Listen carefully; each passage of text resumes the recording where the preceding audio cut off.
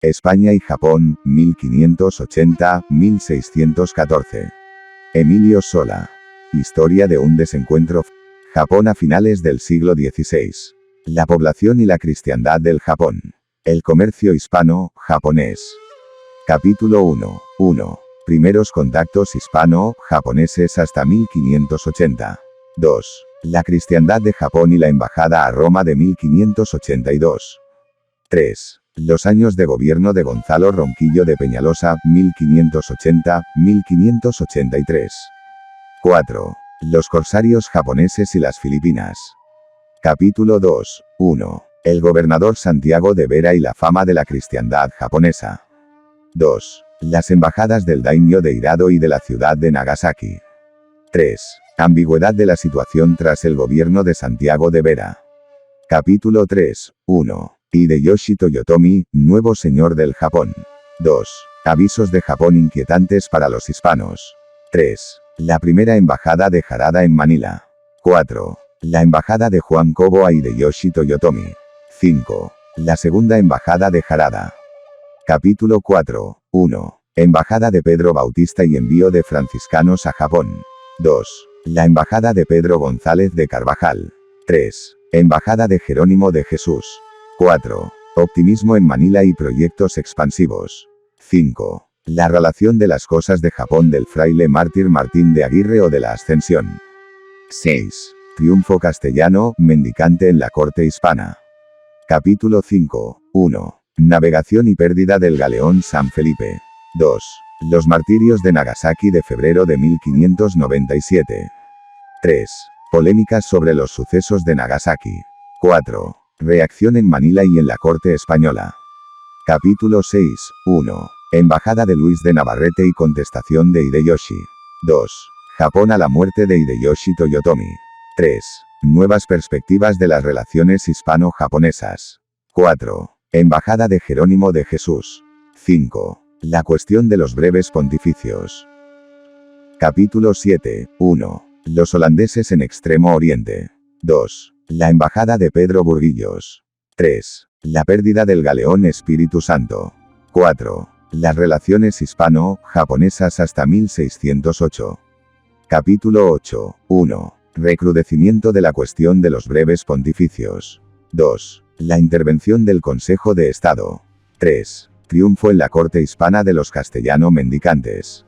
4. El nuevo breve de Paulo V. Capítulo 9. 1. Rodrigo de Vivero y Velasco en las Islas Filipinas. 2. El viaje accidental del galeón San Francisco a Japón. 3. Rodrigo de Vivero en Miedo y Suruga. 4. Gestación de la embajada de Alonso Sánchez a España. 5. Rodrigo de Vivero y Juan Cebicós, dos posturas enfrentadas. Capítulo 10. 1. La expedición de Sebastián Vizcaíno. La embajada del daimyo de Sendai Date Masamune. 3. La embajada de Alonso Muñoz a España. 4. Sebastián Vizcaíno y Luis Sotelo en México. 5. La embajada de Hasekura Rokuyemon en Madrid y en Roma. 6. La embajada de Diego de Santa Catalina y fin de las relaciones oficiales hispano-japonesas. 7. Final. A modo de conclusión, con dedicatoria y envíos finales. Apéndice bibliográfico. Nota inicial. A lo largo del presente trabajo aparecerá con frecuencia la denominación de partido aplicada a cada uno de los grupos de opinión y acción en Extremo Oriente, prescindiendo de matizaciones excesivas y poco prácticas. Se refiere esta denominación a los dos grupos fundamentales que se enfrentaron en Asia en el siglo XVI y primeros años del XVII, o sea, a los portugueses y a los castellanos, al grupo portugués, que pretendía que la colonización y explotación comercial de Extremo Oriente se llevara a cabo desde las tierras de la India Oriental portuguesa. Con base en Goa, estaban muy unidos los jesuitas, pues ellos habían llevado a cabo la evangelización y atención espiritual de las tierras controladas por los portugueses. Al grupo castellano o español se habían de unir, en cierto modo como reacción en parte por necesidades que se irán viendo a lo largo de este trabajo, los agustinos, los dominicos y, sobre todo, los franciscanos. De ahí la denominación de partido jesuítico, portugués y partido castellano, mendicante dada a estos dos grupos, manifestación del encuentro de intereses de las coronas ibéricas en el Pacífico. Igual problema terminológico apareció con las acciones de pillaje contra las costas filipinas y los barcos españoles y chinos llevadas a cabo por japoneses particulares. Las palabras corsarios y piratas se usaron indistintamente y sin demasiadas precisiones. La terminología de la documentación española de la época condicionó, a veces involuntariamente, la de este trabajo. Introducción. En el primer decenio del siglo XVII, el fracaso de las relaciones hispano-japonesas fue una de las manifestaciones clave de la crisis del Imperio español en Asia, crisis paralela a la que había comenzado a manifestarse también en Europa aún en vida Felipe II. Las Molucas, Formosa, Camboya y otros puntos del sudeste asiático y China fueron tierras que protagonizaron las últimas tentativas de la ya débil fuerza expansiva hispánica. Japón no fue más que un protagonista más, aunque el de mayor personalidad propia en sus relaciones con los españoles, así como el que hizo abrigar más fundadas esperanzas en la posibilidad de crear una política asiática ambiciosa. Los proyectos del gobernador Francisco de Sande, agosto, 1575, junio, 1580, de conquista de China tras la embajada del agustino Fray Martín de Rada, que el jesuita Alonso Sánchez hizo llegar a la corte española, 1586, las expediciones a las Molucas, la de 1582, capitaneada por Juan Ronquillo, sobrino del gobernador Ronquillo de Peñalosa, y la de 1589, al mando del capitán Pedro Sarmiento, así como la de 1593, en la que encontró la muerte el gobernador Gómez das Mariñas a manos de los remeros chinos sublevados. La labor de este gobernador, mayo, 1590, octubre, 1593, por dotar de fuerza militar defensiva y ofensiva a las Filipinas y el entusiasmo de su hijo y sucesor provisional en la gobernación Luis Pérez das Mariñas por todo lo que fuesen campañas fuera de las islas españolas que le llevó a preparar con su dinero una expedición a Camboya, los proyectos contra la isla Hermosa como paso previo a una futura intervención en el continente asiático, así como diferentes planes de alianza con diversos pueblos extremo-orientales, eran manifestaciones normales en los medios castellanos de Filipinas del último cuarto del siglo XVI y apoyados por amplios sectores de la población, de un espíritu expansivo que aún no se había perdido en la vanguardia del Imperio español en Oriente. Pero las islas Filipinas en aquellos momentos no eran un punto de partida idóneo para ambiciosos planes. Las islas del sur del archipiélago, e incluso algunas regiones de la misma isla de Luzón, eran un foco continuo de problemas para los españoles, los envíos de fuerzas militares desde México eran insuficientes, la afluencia de mercaderes chinos y japoneses crearon una población numerosa de estos pueblos en Manila que en ocasiones puso en peligro el dominio español con sangrientos levantamientos, como el de los sangleyes chinos, la víspera de San Francisco de 1603, sofocada con ayuda de los japoneses.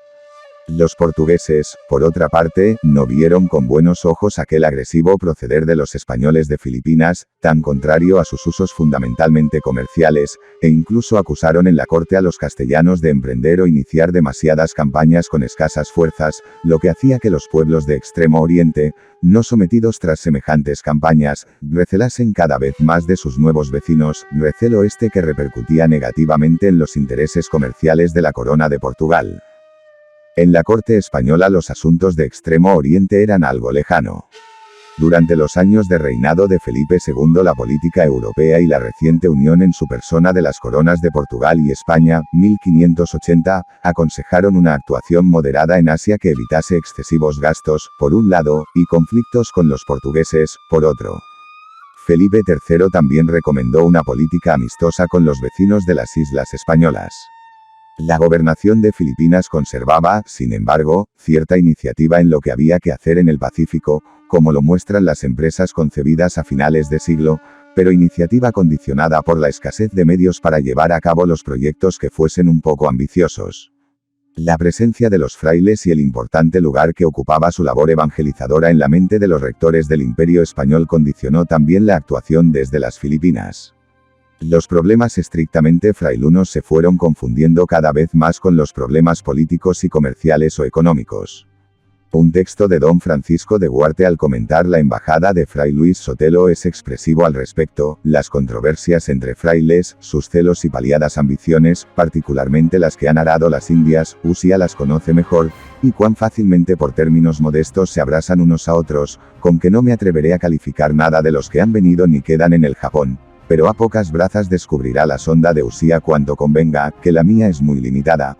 Copia de carta de don Francisco de Guarte para el Marqués de Salinas, de 4 de noviembre de 1614. En el caso concreto del Japón, la pugna entre mendicantes, agustinos incluidos en ese grupo, y jesuitas fue particularmente dura. La aparición de los holandeses en el sudeste asiático fue factor decisivo para poner fin a los últimos intentos expansivos de los españoles en Asia. Los holandeses, sin ninguna preocupación extraeconómica o extracomercial que pudiese entorpecer sus relaciones con los pueblos asiáticos, pronto medraron en aquellos mares. La lucha contra los corsarios holandeses, e ingleses en menor medida, polarizó todas las fuerzas que tenían los españoles en Filipinas, teniendo que renunciar a cualquier intento de política agresiva en el Pacífico. Entre las fáciles conquistas holandesas allí estuvo la amistad del Japón de los Tokugawa. A la muerte del gobernador don Juan de Silva, abril 1609, abril 1616, precisamente en una fracasada expedición a las Molucas, el archipiélago filipino estaba atravesando por un momento muy difícil.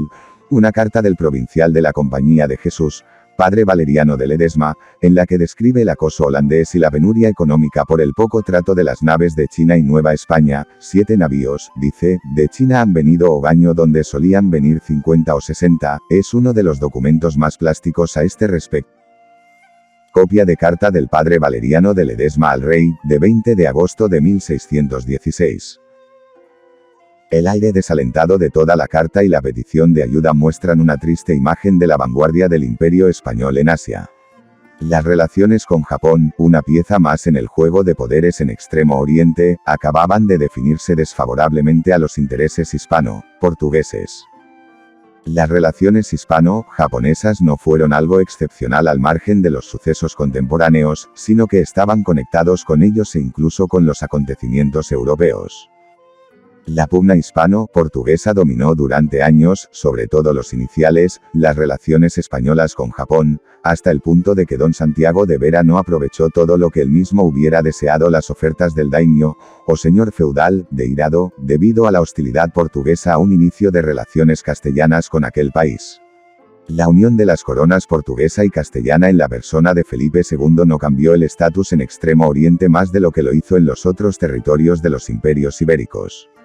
Los consejos de Indias y de Estado, sin embargo, apoyaron claramente las pretensiones y planes españoles para Extremo Oriente frente al de Portugal, como se trasluce con claridad de las consultas de los primeros años del siglo XVII. A partir de 1608 la tensión entre portugueses y castellanos cedió su puesto a la creada entre las dos alas extremas del partido castellano, la partidaria de amplios contactos con Japón y la que deseaba que estos contactos fueran limitados y no más amplios que los mantenidos hasta entonces. La pugna hispano-holandesa e hispano-inglesa se manifestó prontamente en el Pacífico e influyó mucho en las relaciones entre los castellanos y los japoneses. Debido a la lejanía de la metrópoli de aquellas regiones y a su papel secundario en el imperio hispánico, el empuje holandés, y en menor medida el inglés, aunque la presencia del inglés William Adams en la corte Tokugawa fue importante, tuvieron éxitos más rotundos. Uno de ellos fue el dominio en muy pocos años de todo el comercio occidental con Japón, desplazando a portugueses y españoles. La debilidad española comenzó a sentirse antes en el Pacífico que en el Atlántico, antes en el Mar de la China y en el Mar de Japón que en Europa. En 1610 el gobernador Juan de Silva se quejaba de que los japoneses iban ya desestimando a los castellanos, y haciendo mucha estima de los holandeses, que como vuestra majestad no envía armada tiene muy perdido el crédito en estas partes. Carta de don Juan de Silva al rey, de 16 de julio de 1610. Las motivaciones españolas y japonesas en los contactos entre ambos pueblos eran diferentes. A los japoneses les movía un interés exclusivamente comercial y económico. Para que acudiesen comerciantes occidentales a sus costas y puertos, los daimios llegaron a permitir, e incluso favorecer, la predicación de los frailes cristianos. Tokugawa Ieyasu, muerto Hideyoshi Toyotomi, se apresuró a restaurar las relaciones amistosas con los españoles, interrumpidas trágicamente con los sucesos de febrero de 1597 en Nagasaki, los martirios de Nagasaki, pronto popularizados en el mundo católico europeo, y llegó a proponerles el plan más ambicioso que Japón ofreció a Occidente antes del siglo XIX, el comercio hispano-japonés. japonés entre América y Asia, la concesión de la educación marinera de un pueblo esencialmente marinero y la explotación de la plata del Japón. Todo hacía suponer una alianza hispano-japonesa en Extremo Oriente que, dadas las características de los dos pueblos, prometía ser decisiva para el futuro de Asia Oriental. Pero los españoles no llegaron a asimilar un tipo tan peculiar de colonización en el que los dos pueblos, de culturas aunque dispares parejas en importancia, se situaban en posición de igualdad, teniendo que renunciar a los usos tradicionales que habían venido utilizando en su expansión en África, América y Asia. Las motivaciones castellanas no eran exclusivamente comerciales y económicas. Eran, en primer lugar, espirituales, al menos tal y como se expresó con reiteración en la documentación oficial española y en escritos de carácter más privado. La evangelización del país fue la meta inmediata que se propusieron los castellanos y, en algunas ocasiones, previa para una mayor apertura de contactos. Matiz retórico, pero también real, de hecho. Pero los aspectos económicos de la cuestión no eran, por ello, secundarios, ni los estratégicos y militares, muchas veces de pura supervivencia. El comercio hispano-japonés era el de mayor importancia para las Filipinas después del comercio con los chinos y al margen del obligado y vital contacto con Nueva España. El partido castellano, mendicante, defendió con brillantez este comercio frente al partido jesuítico portugués, hasta conseguir el apoyo de la corte española a sus deseos. Más cuando los españoles de Filipinas vieron peligrar el monopolio que tenían del comercio entre Extremo Oriente y América con la apertura comercial del puerto de Acapulco a los japoneses, todos los logros del partido castellano, mendicante se derrumbaron. Fue un motivo económico lo que produjo la desunión y crisis del partido castellano y el consiguiente desacierto, o fracaso sin más, en las relaciones con Japón. La consecuencia inmediata de no ver los japoneses satisfechas sus exigencias económicas y comerciales, siempre diferidas, fue el cambio de actitud ante los predicadores del cristianismo y el trato de favor dado ya abiertamente a los comerciantes holandeses. La privanza de William Adams, el fracaso de Sebastián Vizcaíno, así como la actuación de algunos cristianos japoneses en actos ilegales y en la oposición política a los Tokugawa, confluyeron desfavorablemente para las relaciones hispano-japonesas. En la documentación castellana se cita el miedo al pueblo japonés como factor importante para no acceder a los deseos de Tokugawa y Ieyasu antes expresados. Esto, más que una causa efectiva, fue una disculpa de los españoles de Filipinas para que no triunfara en la corte el ala extrema del partido castellano, encabezada entonces por Rodrigo de Vivero, puesto que anteriormente se había hablado de un temor similar de los japoneses a los castellanos y sus métodos expansivos, la conversión al cristianismo de una población previa a la ocupación, ya experimentada anteriormente en América y en otros puntos de Asia. La colonia española de las Filipinas tampoco hubiera podido sostenerse ante una actitud agresiva japonesa. A finales del siglo XVI, además de una treintena de encomiendas reales, no llegaban a 250 los encomenderos en Filipinas, y se calculaba en algo más de 500.000 el número de filipinos cristianos, atendidos por menos de 150 misioneros, más de la mitad de ellos agustinos. Japón a finales del siglo XVI. Los años que van de 1580 a 1614 fueron decisivos en la historia japonesa. Aquel país extremo oriental pasó en ese tiempo de una situación interna caótica, a causa de las guerras civiles entre los diferentes daimios, a una paz firme mantenida durante todo el siglo XVII y el XVIII bajo el gobierno de los Tokugawa. Los dos artífices de este cambio interno de Japón, Hideyoshi Toyotomi y Tokugawa Ieyasu, cubren con su activa presencia dicho periodo de tiempo, el comprendido entre 1580 y 1614, años límite también de las relaciones hispano-japonesas. Las consecuencias sociales del periodo de guerras internas anteriores a la unificación del país bajo Hideyoshi fueron grandes. Los daimios y el shogun, autoridad suprema real, frente al mikado o emperador, autoridad suprema teórica y divinizada, mero rehén del shogun con los Tokugawa, habían tenido muchos gastos, lo cual repercutía directamente en su fuente fundamental de riqueza, que era la tierra. Entre la cuarta y la quinta parte de las tierras cultivadas del país eran del shogun y las restantes estaban controladas por los daimios. El prolongado periodo de guerras había obligado a los campesinos, con excesivos impuestos, a abandonar sus tierras y pasar a formar parte de las tropas de los daimios. Las bandas de bandidos armados eran muy abundantes y contribuían a acrecentar el malestar interno del país.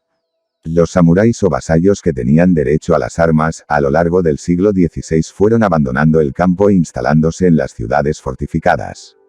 Hay abundantes testimonios de los españoles sobre la militarización del Japón en aquella época, pero la más extremada opinión, sin duda exagerada en cuanto a cifras que da, es la de Juan Guerra de Cervantes. En 14 provincias, escribe, sacó un teatino por curiosidad, había 11 millones de soldados armados. Carta de Juan Guerra de Cervantes a un hermano suyo, de 13 de julio de 1605.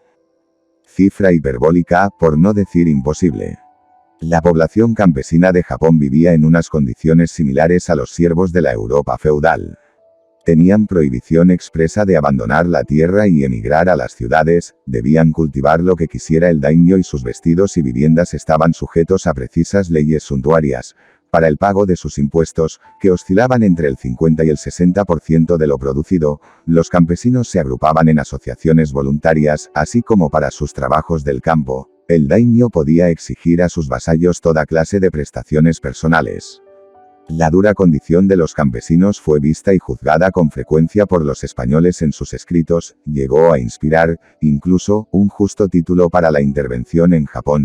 Relación de las cosas de Japón para don Luis Pérez das Mariñas, hecha por Fray Martín de la Ascensión. Se comenta con bastante extensión la dureza de las relaciones vasallo-señor en Japón. Una sumaria exposición de la situación de Japón a finales del XVI y principios del XVII está en las obras de Allen, Historia Económica de Japón, Madrid, S.F., cuya primera edición inglesa es de 1949, de la que se han hecho numerosas ediciones, y de Versichand, Historia de Japón, Barcelona, 1969, cuya edición española está llena de errores de todo tipo, pero de fácil localización y manejo. El cultivo fundamental era el arroz, pero también se daban cultivos de mijo, cebada, trigo, soja, verduras y té en las zonas altas. Había en el campo una artesanía o producción industrial para el consumo de la casa y para satisfacer la demanda de algún comerciante de la ciudad, llegó a darse cierta emigración invernal del campo a la ciudad con este motivo. Productos industriales de importancia eran la seda, la laca, el índigo, el algodón y el cáñamo. El cáñamo de Japón aparece periódicamente y desde fecha muy temprana entre las compras efectuadas por los españoles de Filipinas. Cuentas de las Filipinas, agosto de 1608, aquí se citan también otros productos que anualmente llevaban los españoles de Japón. En la costa los campesinos alternaban sus trabajos agrícolas con la pesca. La industria japonesa solo atendía a la demanda de las clases privilegiadas, los artesanos del vestido, muebles, espadas o armas en general, etc., se agrupaban alrededor de las fortalezas de los daimyos y del shogun. La gran perfección técnica de sus trabajos y el buen gusto convertían en obras de arte muy apreciadas los objetos de uso más simple. La economía era de tipo natural, podría decirse, consumían lo que producían y tan solo compraban sal, metales, medicinas y, los pueblos del interior, pescado.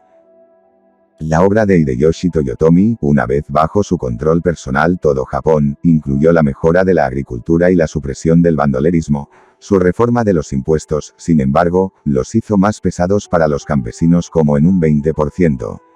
Las campañas militares llevadas a cabo en su época de gobierno en Japón movilizaron a gran número de hombres del campo, los cuales, al convertirse en soldados, veían mejorar su modo de vida.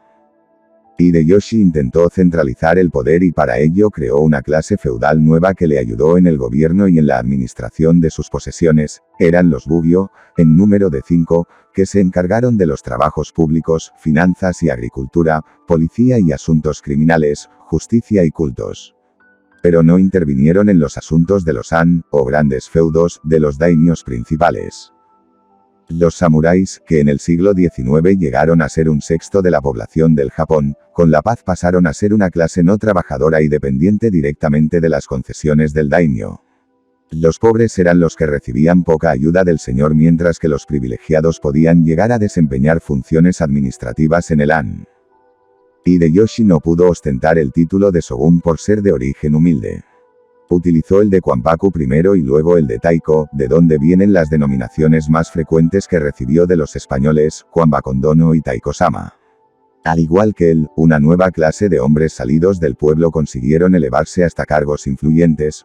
Un ejemplo de interés relacionado con los españoles fue Harada, apoyado en el comercio exterior. El budismo, más democratizante que el sintoísmo, y la guerra ayudaron a este fenómeno tan contrario a la tradicional rigidez de la estamentación social japonesa. Con Hideyoshi, Japón comenzó a lograr un ritmo de Estado moderno, paralelamente a lo que sucedía en Europa. Su obra, sin embargo, no fue completa. El verdadero artífice de la organización definitiva de un Estado japonés fue Tokugawa Ieyasu. La guerra civil que dividió a Japón en dos grandes bandos poco después de la muerte de Hideyoshi fue fundamental para la futura distribución de poderes en el archipiélago. Las tres categorías más importantes de la nobleza militar japonesa fueron los 176 daimios que se habían reconocido vasallos de Ieyasu antes de la batalla de Sekigahara, los Fudai, los 96 que no reconocieron su autoridad hasta después de dicha batalla, los Tozama, y las tres familias de los Tokugawa, los Tozanke.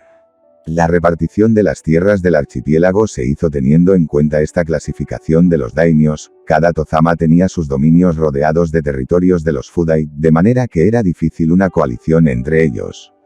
Los Tokugawa tenían, por otra parte, el derecho de cambiar de feudo a los daimios. La institución del Sankin Tokai tuvo gran importancia en el Japón moderno. Para poder controlar aún más a los daimios se les obligó a permanecer en Edo, la actual Tokio, largos periodos de tiempo al año y, cuando se ausentaban de la ciudad y estaban en sus dominios, dejaban en rehenes a su mujer e hijos. En el viaje anual a Edo los daimios debían llevar un presente de importancia al shogun. Este hecho originó un amplio comercio interior, mayor importancia del dinero, incremento en las vías de comunicación. En definitiva, fue uno de los factores que más influyeron en la superación de la economía natural tradicional japonesa. El viaje anual de los daimios a la corte del shogun está comentado con particular detenimiento en la relación del viaje de Sebastián Vizcaíno a Japón, ya que sus contactos con el daimyo de Sendai, Date Masamune, tuvieron lugar durante una de las visitas de este a la corte shogunal. Copia de la relación que Sebastián Vizcaíno envió al virrey de Nueva España de su expedición en busca de las islas ricas de oro y plata y a Japón, de 8 de febrero de 1614. Tokugawa Ieyasu almacenó grandes riquezas durante sus años de gobierno. Por un lado, se apropió de los bienes de los daimios enemigos y, por otro, durante su mandato fueron descubiertas y puestas en producción nuevas minas de plata.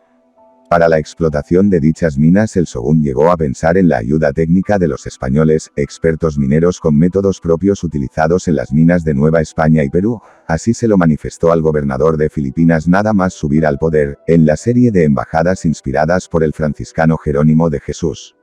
Dichas minas fueron explotadas por los gobernantes. El comercio exterior también fue muy deseado y protegido por el shogun y contribuyó a enriquecer el bakufu. Los españoles de la expedición que Sebastián Vizcaíno capitaneó en 1612 tacharon a Ieyasu de viejo avaro, pero fue su política económica ahorradora y saneada la que dio fortaleza al nuevo régimen de los Tokugawa durante años. Esta monarquía absoluta y centralista se basó socialmente en el sistema feudal, en la población agrupada en castas. Por debajo del shogun, de los buke y los kuch, o nobleza militar y cortesana respectivamente, con más de 10.000 koku o medidas de arroz de renta, estaba la casta militar formada por los pequeños daimios y por los samuráis. El pueblo llano, en el que se encontraban los campesinos, artesanos y comerciantes, tenía una rígida estructuración. Los oficios eran hereditarios y se hallaban sometidos a las normas de las corporaciones, las cuales reformaron los Tokugawa, y a las que ellos voluntariamente se sometían en asociaciones particulares. Finalmente, en el último grado social estaban los parias o eta. Una interesante observación reciente y muy global sobre el feudalismo japonés es la que brinda Perry Anderson en su libro El Estado Absolutista, 1979, a propósito de la intervención de Takahashi en la polémica sobre la transición del feudalismo al capitalismo a finales de los años 40 del siglo XX. A raíz de la publicación del libro de Maurice Dobb de ese título, Anderson explica que el matiz diferencial en la evolución de ambos mundos vino dada por la tradición jurídica que el mundo feudal europeo conservó. El derecho romano y su precisa normativa en torno a la propiedad privada, tradición jurídica que no incidió en el mundo feudal japonés, y por lo tanto tampoco en su evolución moderna. La población y la cristiandad del Japón. Todos los españoles que visitaron Japón a finales del siglo XVI y principios del XVII coincidieron en la apreciación de que era un país muy poblado. Aunque hasta 1721 no se hizo un recuento oficial de la población, se ha podido seguir la evolución general de esta a través de la historia. De los 3,6 millones de habitantes con que contaba Japón en el primer tercio del siglo IX, se pasaría en los siglos X y Y a unos 4,4 millones, a unos 5,7 millones en los siglos XII y XIII, y en el siglo XIV a unos 9,7 millones. El fuerte proceso ascendente se vio interrumpido en el siglo XV, sobre todo a finales del siglo. Las guerras, la despoblación del campo, las malas cosechas, pestes y otros males similares hicieron aumentar mucho la mortalidad, prolongándose esta situación desfavorable en el siglo XVI. La estabilidad que trajo Hideyoshi Toyotomi, y más aún Tokugawa Ieyasu, hizo que el crecimiento de la población llegase a alcanzar el 40% en el siglo XVII. A finales de este siglo la población era de unos 25 millones de habitantes. Las ciudades fueron particularmente admiradas, y con frecuencia descritas, por los españoles que visitaron Japón durante los años de relaciones amistosas entre los dos pueblos. Don Rodrigo de Vivero llegó a dar, incluso, cifras concretas sobre el número de habitantes de las más importantes, hoy datos de gran interés. Edo, la actual Tokio, tenía en el momento de la visita de Vivero 150.000 vecinos, en torno a 750.000 habitantes pudiera ser. Osaka unos 280.000 vecinos, el español calculó unos 200.000 en Osaka y 80.000 en Sakai, que supondrían más de 1 millón de habitantes. Kioto, la ciudad de Meako en la documentación española, tendría unos 240.000, aunque Rodrigo de Vivero, entusiasmado con su magnificencia y esplendor, le dedicara las siguientes palabras: verifiqué que tenía 800.000 hombres para arriba, y en la vecindad, aunque hallé varios pareceres, unos que había 400.000 vecinos, los que menos 300.000, la verdad que seguramente es que no hay otro mayor lugar en lo que se conoce del mundo. Curioso final hiperbólico, más adecuado sin duda a la mente del momento que los más o menos precisos cálculos estadísticos.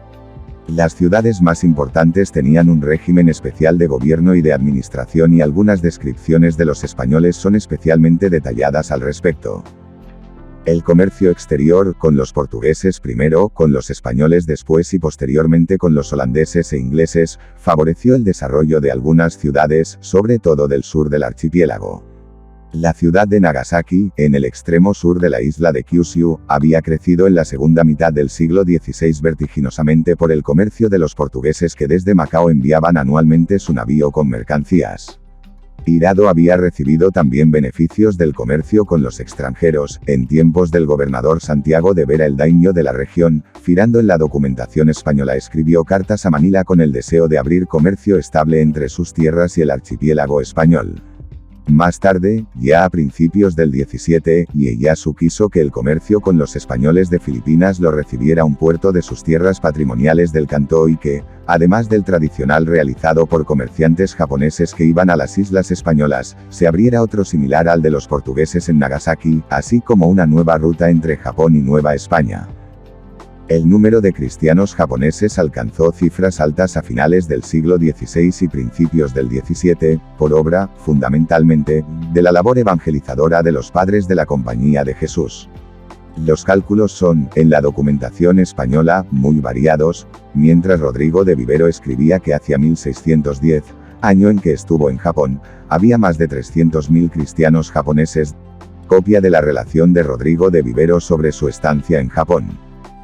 Martín Castaño decía que, hacia 1606, contados por las comuniones, pasaban de 600.000. Memorial impreso de Martín Castaño, posterior a 1606. Las misiones de los jesuitas empleaban por entonces unas 900 personas, tenían 2 colegios, 2 casas rectorales, 22 residencias, 2 seminarios, más de 60 hermanos y más de 240 alumnos. Cada año bautizaban, cuando menos, 4 o 5 mil personas y, tras la muerte de Hideyoshi en 1598, llegaron a bautizar 70.000 japoneses en menos de 2 años. Estos datos, procedentes de fuentes de los mismos jesuitas, aunque pueden ser optimistas en cuanto a cifras, más que cortos, dan una idea de la importancia de la acción evangelizadora de los hombres de la Compañía de Jesús, discurso en que se ve cuánto importa al servicio de Dios y de vuestra majestad no abrirse la entrada en Japón a los religiosos por las Filipinas, sin fecha, anexo ad hoc, de febrero de 1612. La influencia de los cristianos en la sociedad japonesa no fue despreciable, algunos hombres de calidad recibieron el bautismo. El más importante de todos fue Konishi Yukinaga, don Agustín en la documentación hispana, que llegó a ser uno de los 2 jefes supremos del ejército japonés en las campañas de Corea. Su participación contra Tokugawa Ieyasu en la batalla de Sekigahara le hizo caer en desgracia. Los cristianos estaban también muy conectados con el comercio exterior, con frecuencia eran cristianos los comerciantes y hasta toda la tripulación de algunos barcos de comercio que iban a Manila. La labor de los predicadores cristianos y el comercio exterior eran actividades paralelas no solo en la mente del pueblo sino también en la de los gobernantes. De particular interés es el hecho de que las expediciones comerciales pusieron en contacto directo al pueblo japonés con el archipiélago español y con América, originándose una corriente migratoria japonesa hacia tierras españolas. En 1593, siendo gobernador de Filipinas Gómez Pérez Dasmariñas, la presencia de japoneses en la ciudad de Manila fue considerada como un peligro para la soberanía española sobre las islas. Declaraciones sobre los recelos de Japón, sin fecha, de hacia 1593. 2 años después, Francisco de las Misas calculaba en unos 1000 los japoneses que cada año se quedaban en Manila. Carta de Francisco de las Misas al Rey, de 31 de mayo de 1595. El recelo hacia esta población extranjera cesó cuando cesaron las señales de invasión de los últimos años de gobierno de Hideyoshi en Japón. En 1603 había en Manila una iglesia fuera de los muros de la ciudad en la que los agustinos atendían a los japoneses cristianos. Carta de la ciudad de Manila al rey de 4 de julio de 1603. Y durante el levantamiento de los sangleyes la víspera de San Francisco de dicho año los japoneses colaboraron con los españoles en la lucha contra los levantados. Fray Juan Pobre capitaneó en aquella ocasión a 400 de ellos en algunas acciones en las que pusieron de manifiesto su belicosidad y fiereza en la lucha. Relación del levantamiento de los sangleyes hecha en 1603. El levantamiento de los chinos, sin embargo, puso en guardia a las autoridades y habitantes de Manila también contra los japoneses. De este momento es la primera petición en orden a que se prohibiese a los que venían a comerciar al archipiélago español quedarse de un año para otro en la ciudad. Carta de la ciudad de Manila al rey de 9 de julio de 1604. Las medidas no fueron adoptadas de inmediato, los japoneses siguieron viniendo a Filipinas y causaban, en ocasiones, pequeños disturbios de tipo privado. En respuesta a algunas quejas que se le hicieron al respecto, el Shogun Ieyasu dio a las autoridades españolas de Filipinas jurisdicción sobre sus súbditos que estuvieran en territorio español, y así puede apreciarse en diversas cartas de las embajadas de la época, publicadas por Lera, Sucesos de las Islas Filipinas de Antonio de Morga, publicada por Retana, Madrid, 1909, pp. 442-444.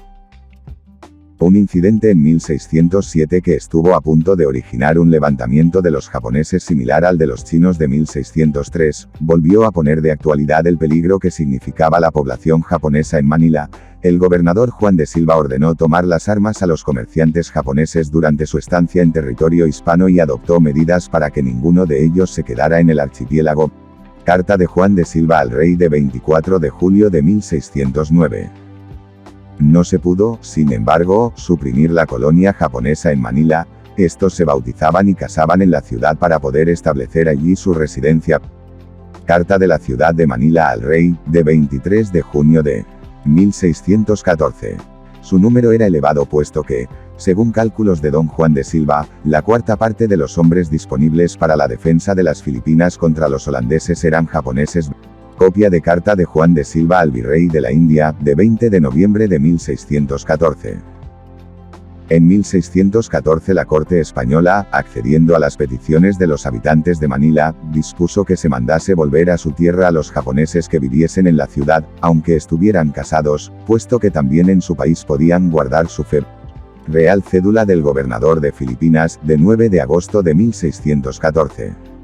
Ese mismo año la persecución a la cristiandad japonesa hizo aumentar el número de japoneses en Filipinas con la llegada de los desterrados cristianos. Relato de estos sucesos extraídos de la historia escrita por Colin, Labor Evangélica, Madrid, 1663, pp. 704-706. Emigrantes japoneses aparecieron en otros territorios hispanos más alejados de su lugar de origen que las Filipinas. En la ciudad de Reyes, en Perú, por ejemplo, había población japonesa en 1613, al lado de chinos, indios y españoles. Padrón de los indios que se hallaron en la ciudad de los Reyes del Perú. Por Miguel de Contreras, 1613. El comercio hispano-japonés. En el estudio hecho por P. Chaunu sobre el movimiento comercial del puerto de Manila, en una de sus obras más importantes, Les Philippines et le Pacifique de Ibériques, París, 1960, 2 vols, las entradas de barcos japoneses en dicho puerto, por el número de barcos, son como sigue. 1591, un barco. El estudio detenido de la documentación española puede añadir algo más a lo reseñado por Chaunu, aunque en modo alguno lograr una precisión total. Así, la lista anterior se puede enriquecer con los siguientes datos. Barco procedente de Hirado. Carta de Santiago de Vera al rey de 20 de junio de 1585. Barco procedente de Hirado, que naufragó en la costa norte de Luzón. Carta del gobernador de Filipinas al rey de 26 de junio de 1587. Barco grande de Hirado. Carta del licenciado Ayala, fiscal de la audiencia, al rey de 20 de junio de 1588. Barco pequeño de Hirado que iba a Siam y fue obligado a volver a Manila. Carta del licenciado Ayala al rey de 15 de junio de 1589. Un barco de chinos y japoneses, en el que llegó la primera embajada de Harada, mayo de 1592. Carta de Gómez Pérez Dasmariñas al rey de 31 de mayo de 1592. Noticia de un barco aprestado en Satsuma. Informe testifical hecho en Manila sobre las sospechas de invasión que se tuvieron en la ciudad, de 20 de abril de 1592. 1594 se espera un navío en Manila. Llegan cartas de Japón sin duda en un barco japonés. Fueron frailes a Japón, sin duda en barcos japoneses de comercio. Cartas de Luis Pérez Dasmariñas al rey, de 15 de enero y de 23 de junio de 1594. 1603 han vuelto todos, los supervivientes del galeón Espíritu Santo, en los navíos que aquí vienen del trato, dice un doc, de la época. Carta de la audiencia de Filipinas al rey de 2 de julio de 1603. 1610 hubo navíos que hicieron viaje entre los dos archipiélagos, en uno de los cuales se enviaron cartas y un presente a Japón desde Manila. Carta de Juan de Silva al rey de 16 de julio de 1610. Hay que añadir a esto el navío anual que comenzó a enviarse desde Manila a Japón en 1603, nada más hacerse cargo de la gobernación Pedro de Acuña. En la primavera de 1604 estaba de regreso dicho navío en Manila. Carta de don Pedro de Acuña al rey de 15 de julio de 1604. A partir de entonces se repitió el envío cada año, en 1604 con el capitán Cuevas. Carta de Fray Diego de Bermeo al gobernador de Filipinas de 23 de diciembre de 1604. En 1605, de regreso en Manila en enero del año siguiente. Carta de Pedro de Acuña al rey de 6 de enero de 1606, noticia en la postdata. En 1606 y 1607 con Moreno Donoso al frente de la expedición diplomático, comercial.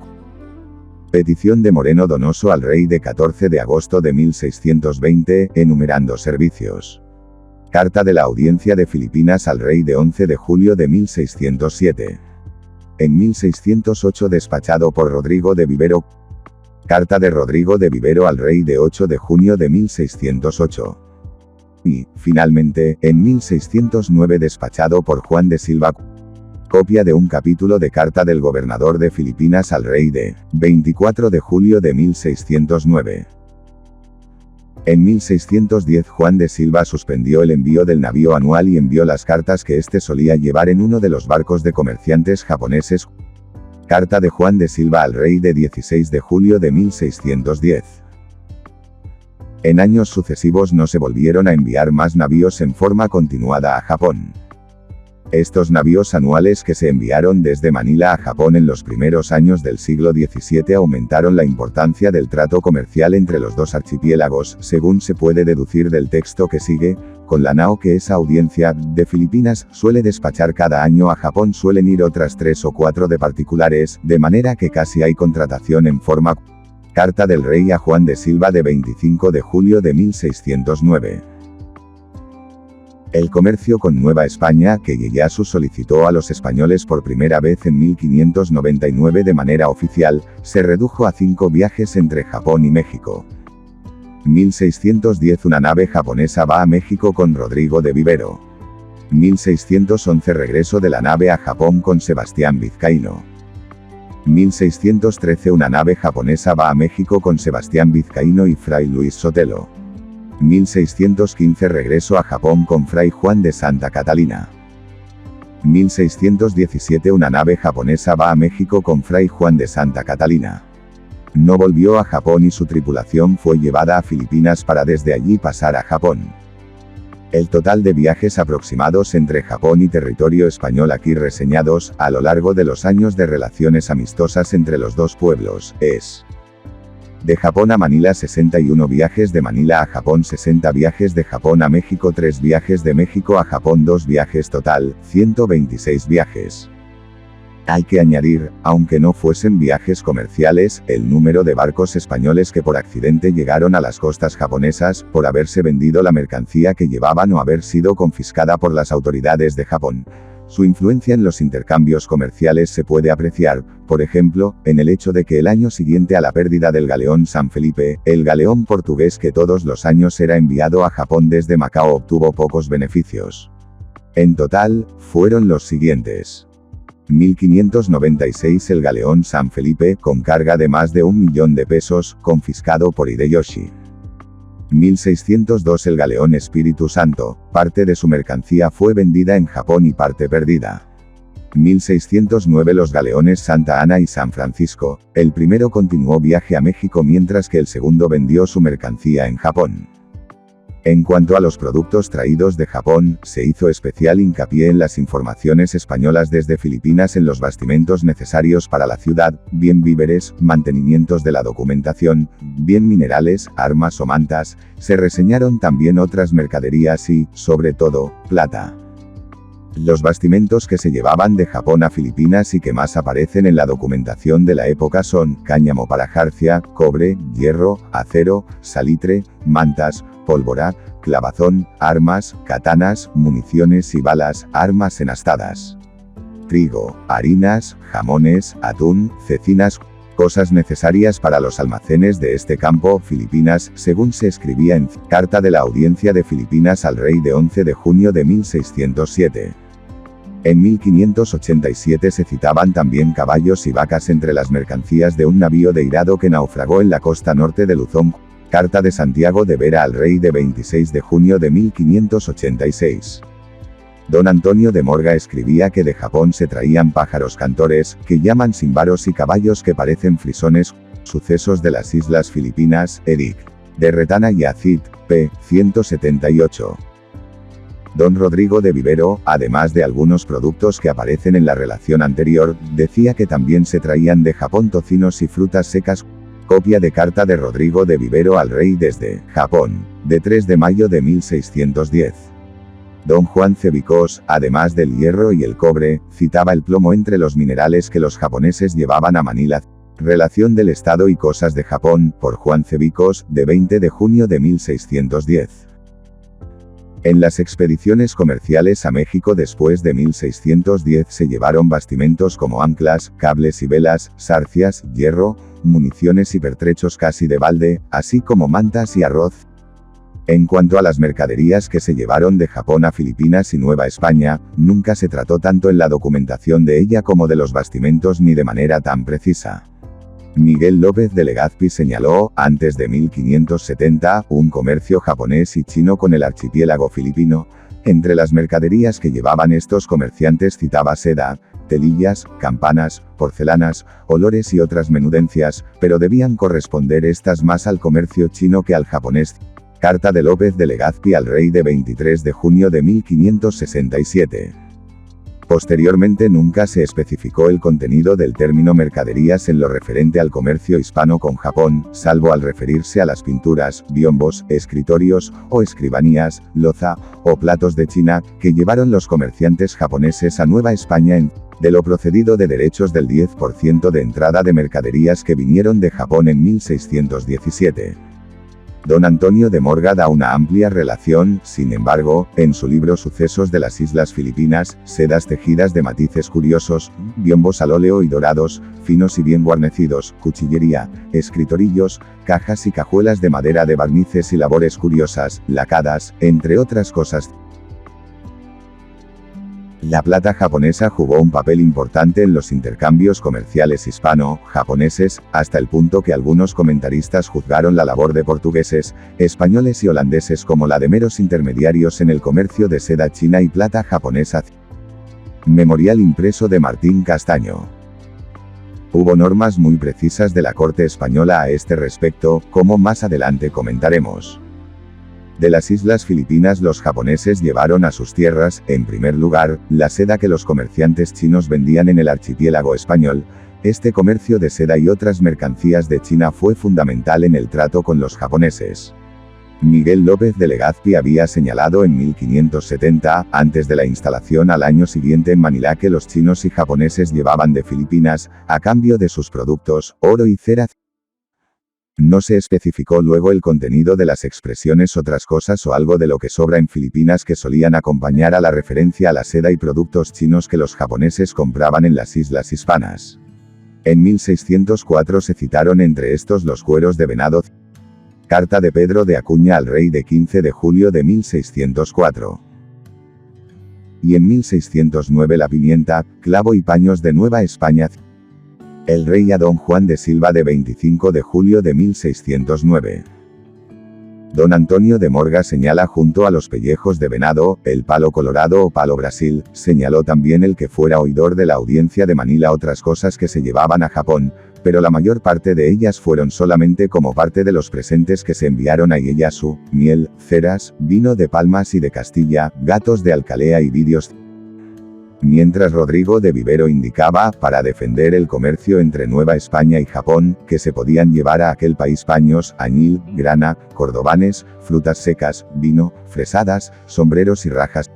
Copia de la carta de Rodrigo de Vivero al rey desde Japón, de 3 de mayo de 1610. Juan Cebicos escribía, desde una postura contraria a la de Vivero en el partido castellano, que Japón solamente necesitaba seda y productos chinos. Relación del Estado y Cosas de Japón por Juan Cebicos, de 20 de junio de 1610. Finalmente, se dio mucha importancia en determinado momento al comercio de tibores en los medios españoles, algunos se llegaron a pagar, según Antonio de Morga, a 2000 taes de a 11 reales, precio excesivo e incomprensible para los españoles. Hubo expertos que tasaban el valor de los tibores, según se deja ver por algunos textos, e indicaban cuáles eran los más apreciados de acuerdo con el gusto japonés. Carta de Fray Jerónimo de Jesús a Francisco de las Misas de 10 de febrero de 1595. En cuanto al volumen de este comercio, en la documentación se puede encontrar alguna referencia. Así, en 1592 se dan cifras concretas al citarse la carga de un navío pequeño que llegó a Manila procedente de Hirado, se dice que traía 400 picos de harina y 30 de cobre, lo que equivale a unas 25 toneladas, 25.304,8 kilogramos, y casi 2 toneladas, 1.897,86 kilogramos, respectivamente, además, 1.600 mantas y 150 katanas o espadas japonesas. Informe testifical hecho en Manila el 20 de abril de 1592, ante las sospechas de invasión japonesa. En diversas cuentas, en 1606 y 1608, se calculó en 1.500 pesos el precio de cáñamo que anualmente se traía de Japón y en 600 el de las balas de artillería. Relación de los gastos ordinarios de las Filipinas, 1606. El gasto anual de otros productos de los que se sabe que Japón era proveedor: salitre, 1.800 pesos, hierro, 2.000 pesos, clavazón, 2.800 pesos, mantas de velas, 2.250 pesos. Cuentas de las Filipinas de 18 de agosto de 1608. El gasto del navío anual que se envió a Japón desde 1603 hasta 1610 se calculó en una ocasión en 6.000 pesos y en 15.000 pesos en otra ocasión, tendiéndose en la primera a expresar una cantidad menor que la real y en la segunda al contrario. Copia de carta de Rodrigo de Vivero al rey desde Japón. De 3 de mayo de 1610. El presente que en ese navío anual se enviaba a Ieyasu y a su hijo el shogun Hidetada, así como a otros nobles de la corte japonesa, se calculó en unos 800 pesos. Copia de un capítulo de carta de la audiencia de Filipinas al rey de 8 de julio de 1608. El galeón San Felipe, perdido en Japón a causa del mal tiempo en el mar, supuso para los habitantes de Manila la pérdida de más de 1 millón de pesos, 1,5 millones según algunos cálculos, y era la empresa más importante desde el punto de vista comercial para los habitantes de las islas hispanas. Carta de Antonio de Morga al rey de 30 de junio de 1597. El volumen del comercio portugués con Japón se calculó en 1,5 millones de pesos anuales hacia 1606, siendo el galeón de Macao la manifestación más importante y a veces única de este comercio. Consulta del Consejo de Indias de 30 de mayo de 1606. Esta cifra se dio para contrastar la importancia de los intercambios luso-japoneses con el poco valor que alcanzaban los intercambios hispano-japoneses desde Filipinas. A estos datos hay que añadir uno final de gran importancia. La última expedición comercial japonesa que llegó a Nueva España en 1617 llevaba una carga valorada en 10.000 pesos, puesto que los derechos del 10% que se cobraron en Acapulco supusieron 949 pesos, 6 tomines y 1 grano de oro, según los papeles conservados en Sevilla. De esta serie de datos dispersos se puede concluir que el comercio con Japón alcanzaba los 10.000 pesos aproximados por cada viaje comercial, sobre un total de 126 viajes, teniendo en cuenta el amplio margen de error que tienen estos cálculos, puede afirmarse que el total de los intercambios hispano-japoneses en los 30 años de relaciones que aquí se consideran, no superó el 1,5 millones de pesos, cifra en que se valoró el promedio anual de los intercambios luso-japoneses o el galeón San Felipe, por ejemplo, este último representando el volumen económico de un viaje Manila-Acapulco con carga especialmente rica. La importancia económica de los intercambios hispano-japoneses, pues, estaba más en las posibilidades prometedoras que en la realidad de su tráfico comercial. El comercio hispano-japonés no llegó nunca a ser controlado por las autoridades españolas. En 1609 había quejas de que en Manila no se quería pagar almojarifazgo, ni el 3 ni el 2%, tampoco se quería dejar hacer inspección de las mercancías que llegaban a Manila de Japón ni de las que salían de la ciudad para el archipiélago vecinos. En 1608 se ordenó desde la corte española que no saliesen navíos sin esos requisitos, pero no hubo lugar a aplicar esta medida ni mucha rigidez en su enunciado, al ordenarse su aplicación benigna con la expresión si hay disposición y sustancia. El rey a don Juan de Silva de 25 de julio de 1609. La plata no pagaba derechos por ser sacada de reino extraño y la seda pagaba solamente derechos voluntarios. Relación de Juan Cebicos de 20 de junio de 1610 ya citada. El intercambio comercial resultaba beneficioso en cuanto a los bastimentos se refería por su buen precio en Japón. La afluencia de comerciantes japoneses a Manila y su trato directo con los chinos ocasionó males a los negocios de los hispanos porque, al pagar aquellos en plata, aumentaban los precios hasta en un 100%. Carta de Juan de Silva al rey de julio de 1610. Don Pedro de Acuña en 1604 advirtió a los japoneses que no trajesen dinero para emplear en Manila sino solamente mercancías. Carta de Pedro de Acuña al rey de 15 de julio de 1604. Don Juan de Silva en 1610 escribió a Japón rogando al shogun que ordenase que no llevasen plata a Filipinas los comerciantes japoneses. Para beneficiarse mejor de la plata japonesa se fue imponiendo en la corte española y en Filipinas el criterio de que era preferible ir a Japón con barcos hispanos a que los japoneses fueran a Manila, con ello se evitaba también el peligro que para el archipiélago español suponía la creciente población japonesa en la ciudad. El rey a don Juan de Silva de 25 de julio de 1609. Las disposiciones finales sobre el asunto no llegaron, sin embargo, a aplicarse. Don Rodrigo de Vivero basó el mayor peso de su argumentación en favor de la ampliación de lazos comerciales entre hispanos y japoneses en el hecho de que estos podían invertir su plata en productos hispanos, aunque, según su decir, la plata japonesa iba en interés de 4 particulares que la enviaban, con el tiempo podría sustituirse con esta la plata que se enviaba a Filipinas desde México y Perú. La carta de Vivero al rey desde Japón ya citada. El deseo oficial era que lo que se compraba a los chinos no se llevase a Nueva España, puesto que ello suponía salida de plata española hacia China, sino que se vendiese en Japón. Consulta del Consejo de Indias de 31 de marzo de 1607. La realidad fue, sin embargo, muy otra. El comercio con China siguió siendo importante y causando la fuga de la plata mexicana hacia Asia, mientras que la nueva ruta favorable a los intereses españoles, de Japón a Manila, no prosperó.